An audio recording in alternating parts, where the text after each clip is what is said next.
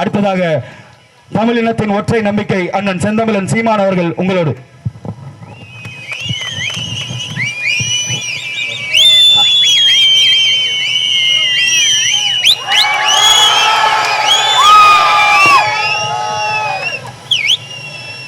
பேரன்பு கொண்டு நாங்கள் பெரிதும் நேசிக்கின்ற அன்பு உறவுகள் அனைவருக்கும் வணக்கம்.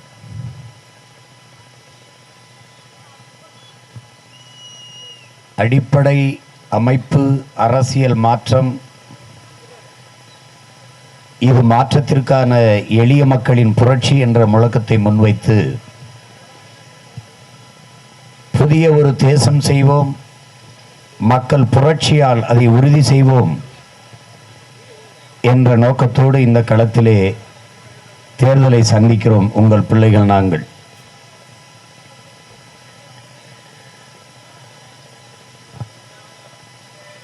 எங்களின் வலிமை கூட்டணி கட்சிகள் அல்ல,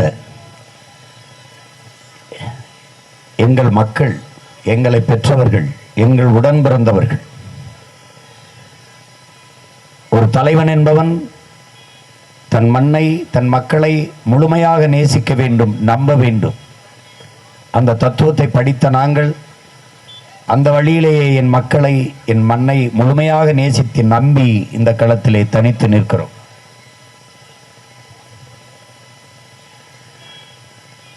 நாங்கள் என் அன்பு மக்களே அரசியல் செய்ய வந்தது பதவிக்காக அல்ல, என் மக்களின் உதவிக்காக, பணத்திற்காக வந்தவன் அல்ல. நாங்கள் பிறந்த பெருமைமிக்க இனத்திற்காக வந்தவர்கள். எம் மக்களை வைத்து பிழைக்க வந்தவர்கள் அல்ல, எம் மக்களுக்காக உழைக்க வந்தவர்கள் நாங்கள். உரிமை இழந்து, உணர்வை இழந்து அடிமையாக வாழ்கிற எனது அன்பு மக்கள், தாய் நிலத்திலேயே அதிகாரமற்ற அடிமையாக வாழ்கிற மக்கள். நாம் அடிமையாக வாழ்வதையே அருமையான சுதந்திரம் என்று கருதி கொண்டிருக்கிற எனது மக்கள். ஏழ்மை வறுமையிலே ஆழ்ந்தி தவிக்கும், அழுந்தி கிடக்கும் எனது அன்பு மக்கள். இந்த நிலையெல்லாம் மாற்ற வேண்டும் என்று நினைக்கிறோம். எங்கிருந்து வந்தோம்? அவர்களிடமிருந்தே வந்தோம். அந்த துயரந்தோய்ந்த வாழ்க்கையிலிருந்தே நாங்கள் வந்தோம். அவர்களுடைய கவலை கண்ணீரை துடைக்க வேண்டும் என்றே நாங்கள் இந்த களத்திற்கு வந்தோம். மாற்றம் என்பது ஒன்று சொல்லாக இருக்கக்கூடாது, அது செயலாக இருக்க வேண்டும் என்ற எண்ணத்தில் இந்த களத்திற்கு வந்தோம். கற்ற கல்வி என் மண்ணுக்கு மக்களுக்கும் பயன்பட வேண்டும் என்கிற நோக்கத்தோடு வந்தோம். 50,000 ஆண்டுகளுக்கு மூத்த ஒரு இனத்தின் மக்கள், எங்கள் மொழி உலகின் முதன் மொழி, அது சிதைந்து அழிந்து போனது. அதை மீட்க காக்க இந்த அதிகாரம் எந்த முயற்சியும் செய்யவில்லை. மொழி சிதைந்து அழிந்து போனால் ஒரு இனம் அழிந்து போகும் என்ற வரலாற்று புரிதல் கூட இந்த ஆட்சியாளர்களுக்கு இல்லை. முகம் சிதைந்து போனால் இறந்த பிணத்தை எப்படி அடையாளம் காட்ட முடியாதோ, அப்படி மொழி சிதைந்து அழிந்து போனால் அந்த இனம் அடையாளமற்று போகும். எங்களுடைய கலை இலக்கிய பண்பாடு, எங்களுடைய வரலாறு, எங்களுடைய வழிபாடு, எங்களுடைய தொன்று தொட்ட வேளாண் முறை எல்லாமே இங்கே அழித்து வீழ்த்தப்பட்டிருக்கிறது. இவற்றையெல்லாம் மீட்க காக்க வேண்டும், மறு கட்டமைப்பு செய்ய வேண்டும் என்கிற நோக்கத்தோடு வந்த பிள்ளைகள் தான் உங்கள் பிள்ளைகள். எல்லோரும் எங்கு பார்த்தாலும் லஞ்சம், எங்கு பார்த்தாலும் ஊழல் என்று புலம்புகிறோம். ஆனால் அதை தடுத்து நிறுத்துவது யார்? அதுக்கு முற்றுப்புள்ளி வைக்கப் போவது யார்? இது புலம்பிக் கொண்டிருக்கிற காலம் அல்ல, போராடி பெற வேண்டிய காலம். இழந்துவிட்ட உரிமைகளை பிச்சை கேட்டு பெற முடியாது, போராடித்தான் பெற்றாக வேண்டும் என்கிறார் அண்ணல் அம்பேத்கர் அவர்கள். அந்த அடிப்படையில் இழந்துவிட்ட உரிமைகளை போராடி பெறுவதற்கு கச்சத்தீவில் நமக்குள்ள உரிமை, நம் சொத்தை எடுத்து இலங்கைக்கு தாரை வார்த்து கொடுத்தது இந்த காங்கிரஸ் கட்சி, அதன் ஆட்சி. காவிரி நதிநீர் உரிமையை, நமக்கு உரிய நதிநீரை பங்கிட்டு பெற்றுத்தர முடியாத கட்சிகள் இந்த கட்சிகள் தான். இந்த காங்கிரஸ், பிஜேபி, இந்த அதிமுக, திமுக, இந்த கட்சிகள் தான். என் அன்பு மக்களே, காங்கிரஸ், பாரதிய ஜனதா இந்திய கட்சியா இல்லை மாநில கட்சியா? இந்திய இறையாண்மை, தேச ஒருமைப்பாடெல்லாம் பேசும். ஆனால் கர்நாடகா என்று வந்துவிட்டால் அது மாநில கட்சியாக மாறிவிடும். தமிழ்நாட்டுக்கு உரிய தண்ணீரை தர முடியாது என்று சொல்லும். அவர்களுடைய நீர்வளம் அவர்களுக்கே என்றால் நம்முடைய நிலத்தின் வளமும் நமக்குத்தானே. அப்ப நெய்வேலி பழுப்பு நிலக்கரி மின்சாரத்தை நான் யாருக்கும் தர முடியாது என்றால் எங்கே இருக்கும் தேசிய ஒருமைப்பாடு? எங்கே இருக்கும் இறையாண்மை? முல்லை பெரியாற்றில் நதிநீர், அந்த நீர் கேரளத்து மக்களுக்கு மட்டும்தான், தமிழ்நாட்டுக்கு தர முடியாது என்றால் அங்கே ஆளுகிற கட்சிகள் யார்? காங்கிரஸ், கம்யூனிஸ்ட். எங்கே இருக்கிறது பொது உடைமை? எங்கே இருக்கிறது தேச ஒற்றுமை, தேசப்பற்று? இந்தியம் பேச வேண்டியது, இந்திய இறையாண்மை பேச வேண்டியது, தேசப்பற்று பேச வேண்டியது. அந்த மாநிலம் என்று வரும்போது அற்ப வாக்குக்காக, தேர்தல் வெற்றிக்காக தமிழ் தேசியனத்தின் உரிமையை பறிகொடுத்து விட்டு அந்த மாநில மக்களின் நலனுக்காக நிற்கிற கட்சிகள் எப்படி இந்திய கட்சிகளாகும், தேசிய கட்சியாகும்? எப்படி இறையாண்மையை மதிக்கிற கட்சி, தேச ஒற்றுமையை போற்றுகிற கட்சியாக எப்படி ஆகும்? தமிழர்களுக்கு ஒரு சொட்டு தண்ணி தர முடியாது என்று சொன்ன கட்சியோடு ஏன் திமுக கூட்டு வைத்து சீட்டு கொடுக்க வேண்டும்? ஒரு சொட்டு தண்ணி இல்லை, ஒரு ஓட்டு உனக்கு இல்லை என்று மானத்தமிழ் மக்கள் முடிவெடுக்க வேண்டுமா வேண்டாமா? ஏன் உங்களுக்கு அந்த கோபம், அந்த ஆத்திரம் வர மறுக்கிறது? இதே மாதிரி மற்ற மாநிலங்களுக்குள்ள உரிமையை நாம் தடுத்தால் அவர்கள் எவ்வளவு ஒற்றுமையாக இருந்து நம்மை வீழ்த்துவார்கள். யோசித்து பாருங்கள் என் உடன் பிறந்தவர்களே, என் அருமை பெற்றோர்களே, சிந்தித்து பாருங்கள். நாம் எல்லாவற்றையும் மானம், சூடு எல்லாம் இழந்து, எல்லாவற்றையும் மறந்து, என்ன செய்தாலும் சகித்து கொண்டு அவர்களுக்கே திருப்பி திருப்பி ஓட்டை போட்டு அதிகாரத்தை கொடுப்பதால் தான் நமது உரிமைகள் பறிபோகிறது. அதை மீட்க வேண்டும், காக்க வேண்டும்ங்கிற எண்ணம் அவர்களுக்கு வர மறுக்கிறது. இதான் உண்மை. ஒரு தடவை வீழ்த்தி பாருங்கள். தமிழ்நாட்டுக்குள் போய் ஓட்டு வாங்க வேண்டும் என்றால் அவருடைய உரிமையை காப்பாற்ற வேண்டும், அவருடைய உணர்வை மதிக்க வேண்டும் என்ற எண்ணம் அவர்களுக்கு வரும். ஆந்திர காட்டுக்களை சுட்டு போட்டு இறந்தபோது செம்மரக்கட்டையை வெட்ட வந்தோம் என்று பழி சுமத்தி சுட்டார்கள்.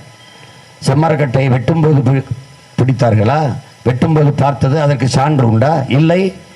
எங்கேயோ ஒரு இடத்துல கொண்டு மரக்கட்டையிலும் நம்பர், மனித செத்து கிடக்கிற மனிதன் காலிலும் நம்பர். ஒரு மரக்கட்டைக்கு இருக்கிற ஒரு மதிப்பு மான தமிழ் பிள்ளைகளுக்கு இல்லையா? மான தமிழ் மக்களுக்கு இல்லையா? எந்த அரசு கண்டித்தது? அன்னைக்கு நாட்டை ஆண்டு கொண்டிருந்த ஐயா நரேந்திர மோடி அவர்கள் ஒரு வருத்த செய்தியாக வெளியிட்டது உண்டா? 840 மீனவனுக்கு மேலே இந்திய கடலுக்குள் சுட்டுக் கொல்லப்பட்டிருக்கானே, செத்து விழுந்திருக்கிறார்களே, அங்கே பாதுகாப்பு பணியை செய்கிறோம் என்று இந்திய கடற்படை ராணுவம் நிற்கிறது. உன் நாட்டின் தன் நாட்டு மீனவனை இலங்கை நாட்டு ராணுவம் சுடும்போது தடுத்து காத்தது என்ற செய்தியை நீங்கள் படித்ததுண்டா? ஏனென்றால் சாவவன் தமிழன், அதை சகித்துக் கொள்ளலாம். நம் மரணத்தை ருசிக்கும். நம் ஒப்பாரி ஓலங்களை இசை போல கட்டு ரசிக்கும். அதுதான் இந்த கட்சிகள், இந்திய கட்சிகள், திராவிட கட்சிகள். கர்நாடகா என்று வரும்போது பாரதிய ஜனதா கர்நாடக மாநில கட்சியாக இருக்கும், காங்கிரஸ் அந்த மாநில கட்சியாக இருக்கும். இங்கே இருக்கிற மாநில கட்சி திமுக இந்தியாவை காப்பாற்ற வாருங்கள் என்று கூப்பிடும். இந்தியாவை காப்பாற்றி கல்வி உரிமை, கல்வி மாநில உரிமை, அது எப்படி மத்திய அரசு கிட்ட போச்சு? கொடுத்தது இவர்கள், எடுத்துக்கொண்டு போனது காங்கிரஸ். இந்தியை திணித்தார்கள், எதிர்த்து போராடி சத்தம். அந்த கட்சியோட தேர்தல் லாபத்திற்கு, அரசியல் வெற்றிக்கு போய் கூட்டணி வைத்த பிறகு எந்த எதிர்ப்பும் இல்லாமல் இந்தி எல்லா இடத்திலும் வந்துவிட்டது. இந்தியை திணித்தான், எதிர்த்தோம். இந்திக்காரனை திணிக்கிறான், எதிர்க்க முடியவில்லை. காரணம், நுட்பமாக நம்ம உழைப்பிலிருந்து வெளியேற்றினார்கள். 100 நாள் வேலை என்று சொல்கிறார்கள். அது வேலை இல்லை, சும்மா உட்கார்ந்திருக்க காசு. 100 நாள் வேலையில் நட்டு வச்சு வளர்த்த மரங்கள் எத்தனை, தூர்வாரிய ஏரி குளங்கள் எத்தனை, சீரமைத்த சாலைகள் எவ்வளவு? ஒன்றுமில்லை. சோம்பி உட்கார்ந்திருப்பதற்கு சம்பளம் கொடுக்கிற நாடு எப்படி வாழும் வளரும்? மனித உடலாற்றல், அறிவாற்றலை உழைப்பில் ஈடுபடுத்தி உற்பத்தியை பெருக்கிற நாடு தானே வாழும் வளரும். இந்த அடிப்படை சிந்தனையற்றவர்களுக்கு எதற்கு அதிகாரத்தை கொடுத்தீர்கள்? எதற்கு கொடுத்தீர்கள்? வேளாண்மை விட்டு வேளாண்குடி மக்கள் வெளியேறி கொண்டிருக்கிறார்கள். இது எவ்வளவு பெரிய பேராபத்து, எவ்வளவு பெரிய உணவு பஞ்சத்தை இந்த நாடு மக்களும் எதிர்கொள்ள வேண்டி வரும். இதை பற்றி சிந்திக்காதவர்களுக்கு திரும்ப திரும்ப வாக்கு செலுத்தி நீங்கள் வலிமைப்படுத்திக் கொண்டிருக்கிறீர்கள். 10 ஆண்டு கால ஆட்சியில் ஒன்றை சொல்லுங்கள் பாரதிய ஜனதாவை. ஒரே ஒரு மக்கள் நலன் பயக்கிற திட்டம் ஒன்று. பணம் செல்லாது என்றீர்கள். சொன்ன காரணம் என்ன? ஊழல் லஞ்சம் ஒழியும் என்றீர்கள், கருப்பு பணம் ஒழியும் என்றீர்கள், பயங்கரவாதம் ஒழியும் என்றீர்கள். ஒளிந்ததா? சொன்ன 40வது நாளிலே புல்வாமா மாவட்டத்திலே காஷ்மீரில் தாக்குதல், 42 வீரர்கள் செத்து போனார்கள். இப்பவும் தீவிரவாதிகள் ஊடுருவுகிறார்கள், பயங்கரவாதிகள் வந்து விட்டார்கள் என்கிறீர்கள். ஒளியும் என்றீர்கள், கருப்பு பணம் ஒளிந்து விடும் என்றீர்கள். உச்சநீதிமன்றத்தின் தலைமை நீதிபதி சொல்லுகிறார்களே, நாகரத்னம்ங்கிற அம்மையார் சொல்லுகிறார்கள், நீதியரசர் கருப்பு பணம் ஒன்றும் ஒழியவில்லை, எல்லா கருப்பு பணமும் வெள்ளை பணமாக மாறியதை தவிர வேற ஒன்றும் நடக்கவில்லை என்கிறார்கள். பதில், பணம் செல்லாதென்றால் ஊழல் லஞ்சம் ஒழியும் என்றீர்கள். ஆனால் இன்று ஒவ்வொரு வீடாக இன்கம் டாக்ஸ் ரைடு, அமலாக்கத்துறை ரைடு நடக்கிறது. ஏன்? கருப்பு பணம் ஒழியல. 4 கோடி எப்படி தொடர வேண்டிய ரயில் எடுத்தீங்க? மொத்தமாக கேஸ். ஆனால் நீங்க சொன்னது கேஷ்லெஸ் எக்கனாமி, பணமில்லா பரிவர்த்தனை, செல்போன் டிரான்சாக்ஷன், மின்னணு பரிமாற்றங்களே. எங்கே போனது? கட்டுக்கட்டாக பணம் எங்கிருந்து வந்தது? ஒளியும் என்றீர்கள், எங்கே ஒளிந்தது? எல்லாம் வெற்று வாக்குறுதிகள். 2 கோடி பேருக்கு வேலை என்றது, 20 கோடி பேர் தெருவில் நிற்கிறானே ஒழிய வேலை இல்லாமல் எங்கே வந்தது? 15 லட்சம் ரூபாய் உங்கள் வங்கி கணக்கில் என்றீர்கள். கடைசியாக எங்கள் அப்பத்தா சுருக்கு பையில் இருந்த காசையும் சுருட்டி கொண்டு போனீர்கள் ஜிஎஸ்டி என்ற வரியை போட்டு. எங்கே வந்தது? மீள முடியாத வரிச்சுமையை ஜிஎஸ்டி என்று சுமத்தினீர்கள். அதை கொண்டு வந்த கட்சி காங்கிரஸ், அதை செயல்படுத்திய கட்சி பாரதிய ஜனதா. என்ன வேறுபாடை கண்டீர்கள் இந்த கட்சிகள்கிட்ட? நீட் தேர்வை திணித்தது யார்? காங்கிரஸ். அதை செயல்படுத்தியது யார்? பாரதிய ஜனதா. இந்த நீட் தேர்வை இந்த நாட்டில் நடத்துவது யார்? அமெரிக்காவில் இருக்கிற ஒரு தனியார் முதலாளி. இந்திய நாட்டில் நல்ல மருத்துவரை உருவாக்க அமெரிக்காவில் இருக்கிற முதலாளி ப்ரோமெட்ரிக்ங்கிற தனியார் நிறுவனத்திற்கு என்ன தேவை வந்தது? அறிவார்ந்த தம்பி தங்கைகளே, ஒரு தேர்வை கூட, உன் நாட்டு மாணவனுக்கு தேர்வை கூட நடத்த முடியாத உனக்கு தேர்தல் எதற்கு? இது தேர்தலா? நியாயமான முறையில் தேர்தல் நடக்கிறதா? இது ஜனநாயகத்தில் சம வாய்ப்பா? 75 ஆண்டுகளாக ஒரு சின்னத்தை வைத்திருக்கிற கட்சி உதயசூரியன், 60 ஆண்டுகளாக ஒரு சின்னத்தை வைத்திருக்கிற ஒரு கட்சி ஏடிஎம்கே ரெட்டலை, அந்த காலத்திலிருந்து நாட்டின் தேசிய மலர் தாமரையை வச்சிருக்கிற ஒரு கட்சி பாரதிய ஜனதா, கை சின்னம் என்று பல ஆண்டுகளாக ஒரு சின்னத்தை வைத்திருக்கிற கட்சி. நேற்று எனக்கு சின்னத்தை கொடுத்து இந்த கட்சிகளோடு போட்டியிடு சீமான் என்றால் எங்கே ஜனநாயகம்? எங்கே சம வாய்ப்பு? அப்ப நீ கேஷ்லெஸ் எக்கனாமிக்கு வந்துட்ட, பணம் இல்லாத பரிவர்த்தனை, வா சிம்பிள் செலக்ஷனுக்கு வா என்று கூப்பிடுகிறேன். நல்ல ஆண்மகனா இருந்தா சிம்பிள் செலக்ஷனுக்கு வா. சிம்பிள் செலக்ஷன்னா அமெரிக்காவோட எண்முறைக்கு வா, நம்பருக்கு வா. எனக்கு 101, அவனுக்கு 201, அவனுக்கு 301. ஒவ்வொரு தேளுக்கு நம்பரை கொடு, என்ன கொடு. படிக்காதவன் என்ன செய்வான்? படிக்காதவனுக்கு படிக்க வைக்காம என்ன பண்ணிட்டு இருந்தா? 75 ஆண்டுகள் என்ன பண்ண? 1-2 கூட படிக்க வைக்காம என்னடா பண்ண? புடிங்கிட்டு இருந்தியா? என்ன பண்ண நீ? என்ன பண்ண? படிக்காதவன் தெரியுதுலடா. அப்ப எப்படி அவனுக்கு நல்ல தலைவனை தேர்வு செய்ய தெரியும்? எப்படி தெரியும்? சரி, சின்ன முறை இருக்கணும். வா, ஒவ்வொரு தேர்தலுக்கும் புதுசா எல்லாருக்கும் சின்னத்தை கொடு. எனக்கு மைக்க கொடுத்துருக்கடா, அவனுக்கு அண்டாவை கொடுறா, அவனுக்கு குண்டாவை கொடுறா, அவனுக்கு மண்வெட்டியை கொடுறா, அவனுக்கு கோடாரியை கொடுறா, அவனுக்கு கடப்பாறையை கொடுறா. வாடா மோதுவான். ஜனநாயகம் சம வாய்ப்பு. அப்ப சொல்றான் நான் பெரிய கட்சி சின்ன கட்சி, வாடா மோதுவான். இல்ல 75 ஆண்டு எல்லா அரசு நலத்திட்டத்திலையும் அரிசி கொடுத்தா பையில உதயசூரி இருக்கும், இங்க அரிசி கொடுத்தா அந்த பையில ரெட்டாள இருக்கும். நாங்க அப்ப ஒரு தூய ஆற்றல், ஜனநாயகத்தில் ஒரு புதிய ஆற்றல், ஒரு புரட்சிகர மாறுதலுக்கு வரும்போது எளிய பிள்ளைகள் குறவழியை பிடிக்கிறது, தலையை பிடிச்சு அழுத்துறது, காலை பிடிச்சு இழுக்கிறது. எப்படா வரும் ஜனநாயகம்? எப்படி வரும் மாற்றம்? எப்படி வரும்? கொளுத்த பணம். என் அன்பு மக்களை, உங்கள் மனச்சான்றை தொட்டு சொல்லுங்க. ஓட்டுக்கு காசு கொடுக்காமல் உங்கள் பிள்ளைகளை, எங்களை இந்த கட்சி தோற்கடித்து காட்ட முடியுமா என்று நீங்க சொல்லுங்க பார்ப்போம். என்ன நேர்மை பேசுற? என்ன நீ நிர்வாகம் பேசுற? என்ன சத்தியம் பேசுற? உண்மை பேசுற? என்ன அறிவார்ந்த என் மக்கள் சிந்திக்கணும். நீங்க நோட்டை வாங்கிட்டு ஓட்ட வைக்கிறீங்க, அவன் அந்த ஓட்டை வாங்கிட்டு நாட்டை விற்கிறான். என் அன்பு சகோதரர் பிரகாஷ்ராஜ் சொன்னார், மோடி டிவித்தார் என்பதை நம்புகிற என் நாட்டு மக்கள் மோடி இப்போது நாட்டை விற்கிறார் என்பதை நம்ப மறுக்கிறார்கள் என்று. துயரைந்தோர்ந்த வார்த்தை, உண்மையான வார்த்தை. அருந்ததி ராய்ங்கிற அம்மா சமூக செயற்பாட்டாளர் அவர்கள் சொல்லுகிறார்களே, அன்பு மக்களே, நான் 2 பேர் இந்திய நாட்டை விற்கிறார்கள், 2 பேர் இந்திய நாட்டை வாங்குகிறார்கள். விற்கிற 2 பேர் மோடி, அமித்ஷா, வாங்குற 2 பேர் அதானி, அம்பானி. 4 பேருமே குஜராத்தி, 4 பேருமே குஜராத்தி. கொடுமை. எங்கள் அருமை தோழர் கோவன் தான் பாடுகிறார், கேக்கை வெட்டி சாப்பிட்டால் அது பர்த்டே பார்ட்டி, கோழியை வெட்டி சாப்பிட்டால், கோழியை வெட்டி தின்றால் அது சிக்கன் பார்ட்டி, ஆட்டை வெட்டி தின்றால் அது மட்டன் பார்ட்டி, நாட்டையே கூறு போட்டு தின்றால் அது பிஜேபி, பாரதிய ஜனதா பார்ட்டி என்கிறார். என்ன வச்சிருக்கிறீர்கள்? என்ன வைத்திருக்கிறீர்கள்? அறிவார்ந்த தமிழ் சமூக மக்களே, என்ன வைத்திருக்கிறீர்கள்? கல்வி இருக்கா? எஜுகேஷன் ஒன்ட்ட இருக்கா? கவர்மெண்ட் கிட்ட இருக்கா? இருக்கா? இருக்கா? அறிவை வளர்க்கும் கல்வி ஒன்ட்ட இருக்கா? தனியார் முதலாளிகிட்ட இருக்கா? யார்கிட்ட இருக்கு கல்வி? இழப்பில்லாத லாப பெருக்கம். 10 வருஷத்துக்கு முன்னாடி பள்ளிக்கூடம் வச்சவன் பல்கலைக்கழக வேந்தர்கள் ஆயிடுறான், பெரிய தாளாளர். எப்படி எப்படி நடக்குது? இழப்பில்லாத வருவாய் பெருக்கம். நல்ல கல்வியை தேடி மக்கள் காசை கொட்டி எப்படியாவது பிள்ளைகளை படிக்க வைக்க வேண்டும்ங்கிற இயக்கம், தவிப்பு, அது காசாகுது. அறிவை வித்த ஒரு நாடு, கல்வியை வித்து விட்ட ஒரு நாடு. அப்புறம் மருத்துவம், உயிரை காக்கும் மருத்துவம், அது வியாபாரம். ஆனால் மெடிக்கல் டாக்ஸ் கட்டணும், மருத்துவத்துக்கு வரி கட்டணும், அப்புறம் கல்விக்கு வரி கட்டணும், குடிநீருக்கு வரி கட்டணும். ஆனால் தனியார் முதலாளிட்ட வாங்கி குடிக்கணும். எவ்வளவு பெரிய கொடுமை! அறிவை வளர்க்கும் கல்வியும் உயிரை காக்கும் மருத்துவமும் உலக உயிர்களின் உயிர் தேவையாக இருக்கிற நீரும் விற்பனைக்கு வந்துவிட்ட நாடு, நாடல்ல, அது சுடுகாடு என்பதை என் அன்பு தம்பி தங்கிகள், அறிவார்ந்த தமிழ் சமூக மக்கள் புரிந்து கொள்ள வேண்டும்.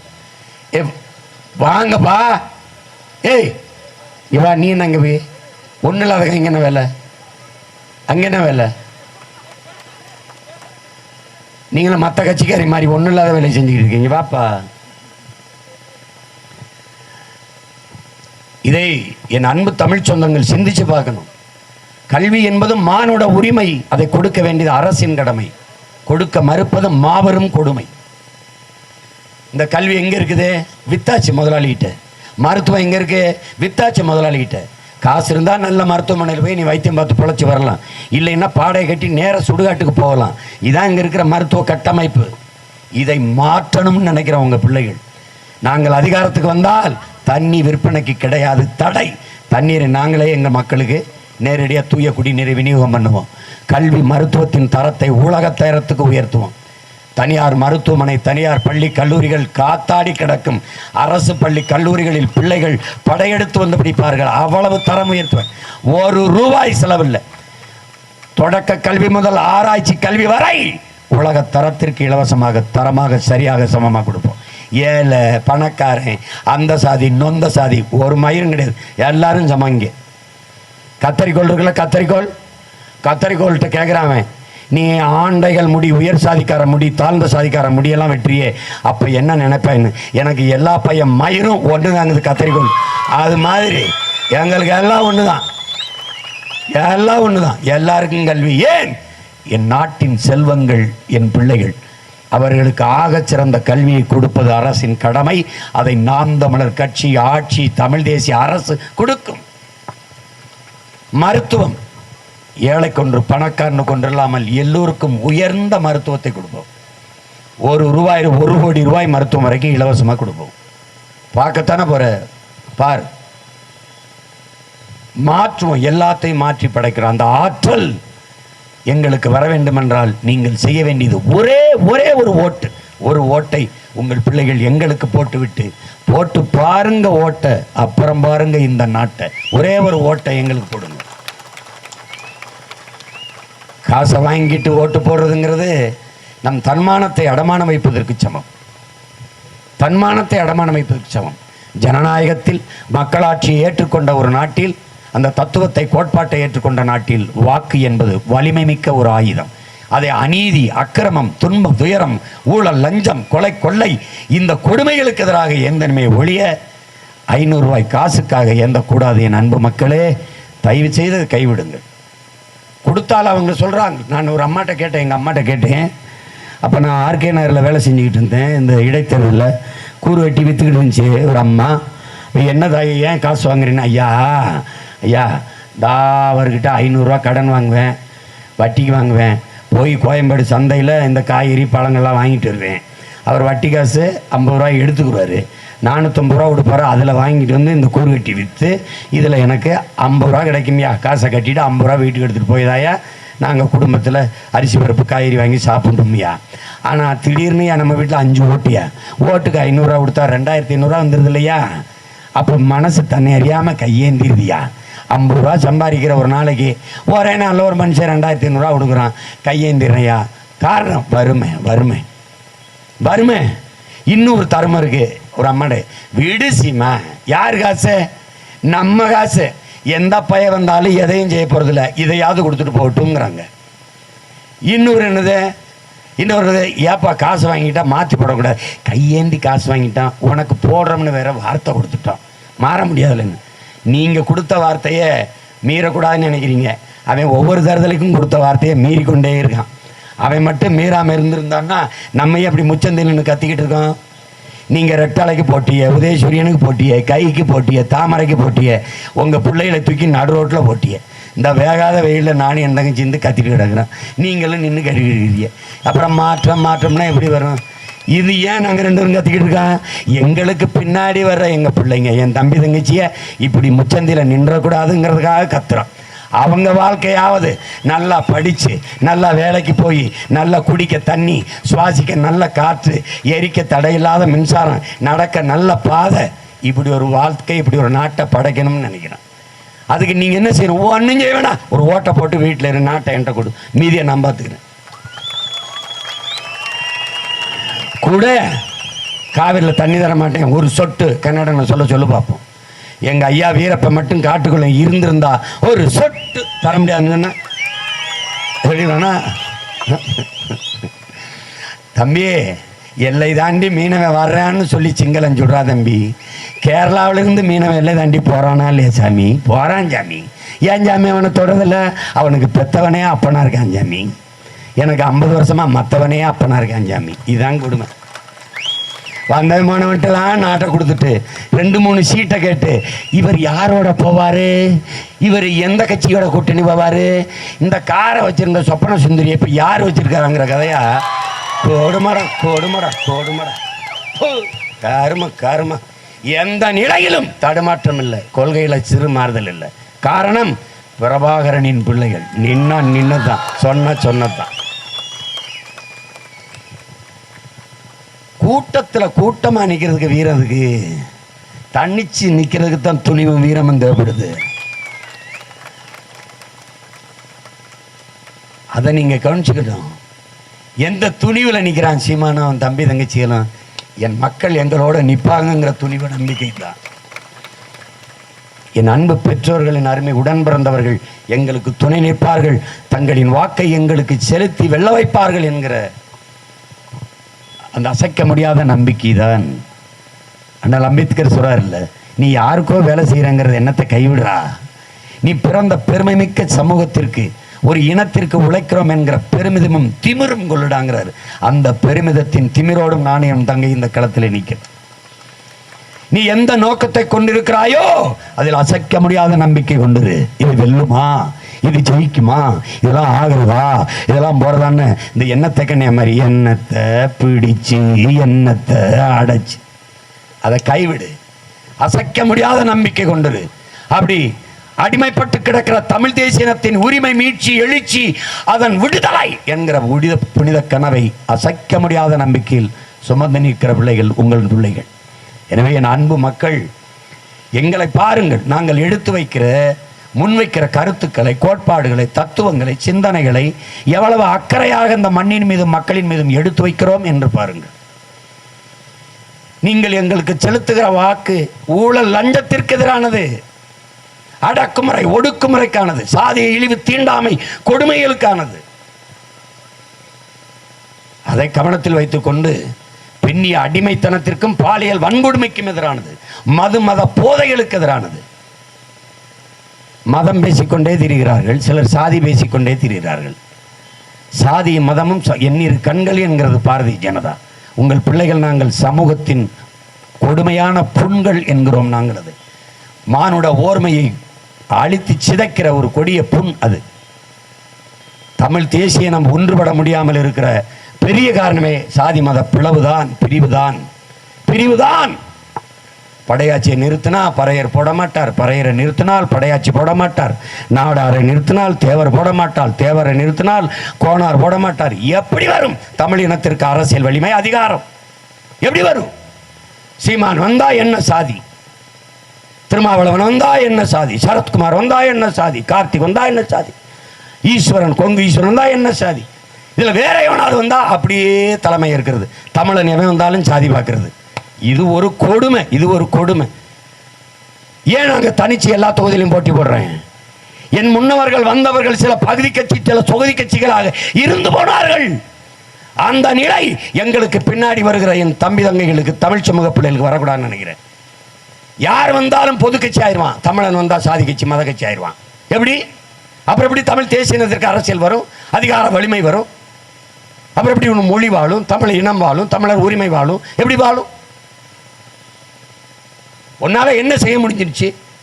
தருமபுரி கிருஷ்ணன் இன்னும் மலையை வெட்டி கொண்டு வராங்க கர்நாடகாவுக்கு. உன்னால என்ன பண்ண முடிஞ்சிச்சு? என்ன செய்ய முடிஞ்சது? வீரப்ப உயிரோடு இருந்தா வெட்டுவானா மலைய? சீமான்ட்டு அதிகாரம் இருந்தா தொற்றுவானா மலைய? தொற்றுவானா? எனக்கு தெரியும், மழை இல்லை என்றால் என் நிலம் பாலைவனமாயிரும். முல்லையும் குறிஞ்சியும் முறைமையில் திரியின் நல்ல இயல்பிழந்து நிலம் நடுக்குற்று பாலையினம் படிமம் கொள்ளும்னு இளங்கோவடிகள் எங்கள் மூதாதை பல நூறு ஆண்டுகளுக்கு முன்னாடி பாடி வச்சுட்டு போயிட்டார். மருங்கு வண்டு சிறந்த ஆர்ப்ப மணிப்பு ஆடை அது பொறுத்து கருங்கையில் கண்விழித்து ஒல்கி நடந்தாய் வாழி காவேரி என்று சிலப்பதிகாரம் பாடுது. காவிரியை பாடு, நான் என் பாட்டேன் சிலப்பதிகாரத்தில் இளங்கோவடியை. காவிரியில் ஒரு சொட்டு தண்ணியே கங்கை கொண்டோம் கடாரம் கொண்டோம் வரலாறு எங்களுக்கு. காவிரியில் கொஞ்சம் தண்ணி கொண்டோம் ஐயா இல்லை. நான் வந்த பிறகு எங்க தண்ணி தரப்படியா சொல்ல பார்ப்போம், சொல்லிரு பார்ப்போம். ஒரு சொட்டு அப்படின்னு என்னவோ ஒன்று. தம்பி, என் பெற்றோர்களை உங்கள் பிள்ளைகளை எங்களை வெல்ல வைங்க. ஒவ்வொரு எல்லையில் குலதெய்வம் அருவாளோடு நின்று காவல் தெரியுமா, கற்பனைசாமி ஐயனார்னு. அப்படி இந்த நாட்டுக்கு மக்களுக்கும் எல்லையில் நின்று பாதுகாக்கிற படை வீரர்களாக நிற்போம். எங்களை தாண்டிதான் நச்ச ஆலைகள் இந்த நிலத்தை, நீரை, காற்றை மாசுபடுத்துகிற விஷமாக்குகிற ஆலைகள் உள்ள நுழைய முடியும். ஷிப்காடு சரி, அது தொடங்குற ஆள் யாரு? அதுக்குள்ள என்ன வேலை நடக்குது? எங்களுக்கு எத்தனை பேருக்கு வேலை எவனுக்கும் தெரியாது. நீ எப்படி சீமான வேலை கொடுப்ப? நிலமும் வளமும் சார்ந்த தொழிற்சாலை, வேலை வாய்ப்பு, வளர்ச்சி. எப்படி? கரும்பு 2000 ஏக்கரில் கரும்பை வெட்டி சர்க்கரை, வெல்லம், கரும்பு சக்கை, சாப்பிட்ற தட்டு, கரும்புலேருந்து எத்தனால் பெட்ரோல், பிரேசில் இருக்க தொழில்நுட்பம், எத்தனால் பெட்ரோல் தயாரிப்பேன். அங்கேயே கரும்பை வெட்டி கொண்டு அந்த அடுப்பில் போடுறதுக்கு படிக்க வந்தவே இல்லை. எத்தனை டன் வெல்லம் காய்ச்சி எடுத்திருக்கு, எவ்வளவு சர்க்கரை எடுத்திருக்கு, எவ்வளவு சாப்பிட்ற தட்டு தயாரிச்சுக்கு, எண்ணி எடுக்கிறதுக்கு படித்தவன், படித்தவன், படிக்காதவன் அனைவனுக்கும் அரசு வேலை. தட்சாலி வரானார். நான் பாரு என் கத்திரிக்காயை பூச்சி மருந்து இல்லாமல், ரசாயன உரம் இல்லாமல் விளைய வச்சுருக்கேன். இதை காணொலி ஆல்பம், அச்சு ஆல்பமாக கொண்டு போய் உலக நாடுகளை சந்தைப்படுத்த படித்த பிள்ளைகள் எல்லாருக்கும் வேலை தரன்ற.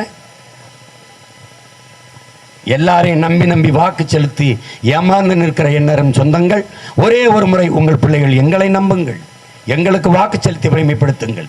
என் 6 உயிர் தங்கை, என் அன்பு தங்கை அபிநயா பொன்னிவளவன் அவர்கள் மருத்துவர், படித்து கொண்டிருக்கிறார். தேர்வு காலம் இருக்கிறது.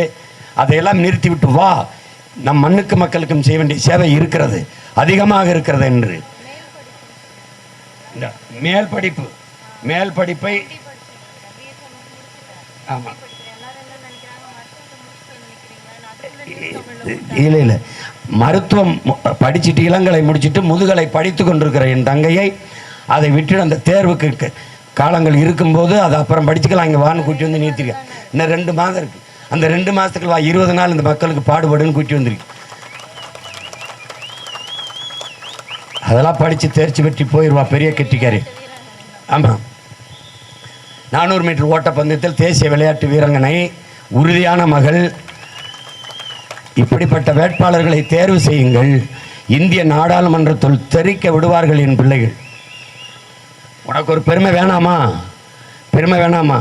இந்திய நாடாளுமன்றத்துக்குள் சென்று உயிர்ப்பால் ஊட்டிய என் தாயின் மீதும் அறிவிப்பால் ஊட்டிய என் தாய் தமிழின் மீதும் எல்லாவற்றுக்கும் நாங்கள் நேசிக்கும் எங்கள் உயிர் தலைவன் பிரபாகரன் மீது ஆணையிட்டு உறுதியேற்கிறேன் என்ற சத்தம் உலக அரங்கில் இந்திய பாராளுமன்றத்திற்கு ஒலிக்க வேண்டும் என்றால் என் தங்கை அபிநயா பொன்னிவளவன் அவர்களை தேர்வு செய்து அனுப்புங்கள். ஆகச் சிறந்த விளையாட்டு வீரங்கனை, உறுதியான பெண், உள்ளத்திலும் உறுதி சிந்தனையிலும் மிகுந்த உறுதியும் தெளிவும் கொண்ட என் அன்பு தங்கை மருத்துவர் அபிநயா பொன்னிவளவன் அவர்களுக்கு நீங்கள் வாக்கு செலுத்தி வெற்றி பெறச் செய்யுங்கள். என் உயிர் சொந்தங்களே, உங்களின் சின்னம் மைக்கு மறந்துவிடாமல் ஏப்ரல் 19 நடக்க இருக்கிற அந்த தேர்தலில் வாக்குப்பதிவில் வரிசையிலே என் தங்கையின் வரிசையின் 4 அழுத்தி மைக்கு சின்னத்தில் அழுத்தி அவரை வெற்றி பெறச் செய்து இந்திய நாடாளுமன்றத்திற்குள் அனுப்புங்கள். எங்களை பெற்றவர்கள், எங்கள் உடன் பிறந்தவர்கள் கைவிட மாட்டீர்கள் என்ற அசைக்க முடியாத நம்பிக்கையில் உங்களிடத்திலே என் தங்கையின் வெற்றியை ஒப்படைத்துவிட்டு செல்கிறேன். உயர்ந்த கனவை கொண்டிருக்கிற நாங்கள் உழைப்பை தவிர எங்களிடத்தில் ஒன்றுமில்லை. எனவே நீங்கள் 500 1000க்கு ஓட்டை வைக்கிறீர்கள். 500 1000க்கு கையை நீட்ட வேண்டிய ஏழ்மை வறுமை நிலையில் இல்லாது என் மக்களின் வாழ்க்கை தரத்தை உயர்த்துவேன் என்கிற உறுதியை உங்களுக்கு தருகிறேன். எனவே என் அன்பு சொந்தங்கள், அறிவார்ந்த தமிழ்குடி பெருமக்கள், என் அன்பு தங்கை அபிநயா பொன்னிவளவன் அவர்களை வெற்றி பெறச் செய்து இந்திய நாடாளுமன்றத்திற்குள் அனுப்புங்கள். புரட்சி எப்போதும் வெல்லும். உங்கள் பிள்ளைகள் எங்களின் வெற்றி அதை சொல்லும். எங்களின் இலக்கு ஒன்றுதான், இனத்தின் விடுதலை. இனம் ஒன்றாவோம், இலக்கை வென்றாவோம். தமிழ் தாய் வாழ்க, தலைவர் பிரபாகரன் வாழ்க. நாம் தமிழர்.